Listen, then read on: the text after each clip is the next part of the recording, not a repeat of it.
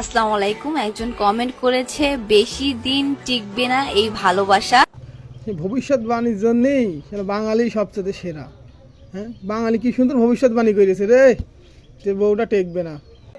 কষ্ট হচ্ছে ছেলেটার জন্য। আহারে, অনেক কষ্ট হচ্ছে আপনার। তো ছেলেটার মুখ থেকে শুনে নেন। এই শালা আবার কি বলবে, দেখো বলো দিনই শোনা মতো তুমি কি বলবা। আল্লাহর অশেষ রহমত আছে আমাদের উপর।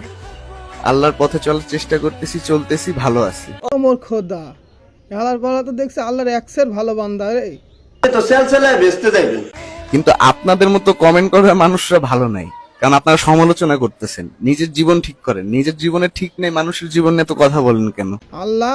আল্লাহর গজব পড়ে তাদের উপরে, আল্লাহ টিকটকাররা। হ্যাঁ, এই যে মাওলানা নিয়ে তোরা যা শুরু করেছিস, আল্লাহ যে কবে ঠাস করে তোদের মাথার পর গজব ফেলবে সেদিন বুঝতে পারবি।